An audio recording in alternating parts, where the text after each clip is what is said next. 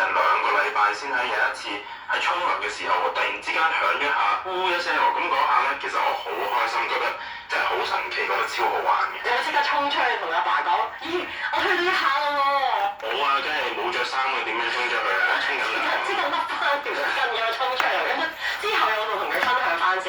有，一定有，就係同佢講我都識玩啊，終於學得識啦咁樣。係，但係佢教你嘅過程係嚴格啊、輕鬆啦，係一個點樣嘅父子交流咧？呢個係教下你隻手點樣擺啊，都用咗好長時間嘅。因為咧，有時屋企人教你學嘢咧，即係等於我家姐嗰陣時話幫我媽咪會叫佢你教佢學幾下鋼琴啦，睇下佢彈啦咁樣，結果係會嗌交嘅有時。但係如果係爸爸教你，就睇下佢係咪好有耐性嘅爸爸喎。記憶中就冇鬧交嘅，都係一樣我想玩一樣好得意嘅嘢，咁我希望可以學得識咁樣。都循循善誘咁樣嘅。係，咁但係佢教你嘅時候唱咩歌俾你聽㗎嗰陣時？有咩咁吸引到你啊？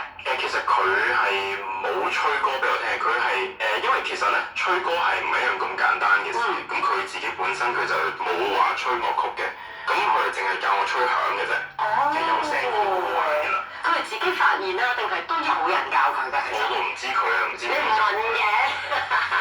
係咁後來啦，後來發出嗰一下聲音之後，就覺得哇好犀利啦，自己都原來做得到喎。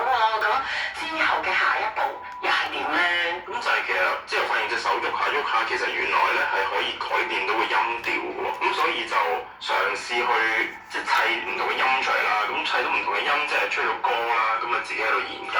咁其實好早期講緊小學初小嘅時候，其實已經吹到歌仔，咁啊之後先越吹越難嗰啲歌咁樣咯。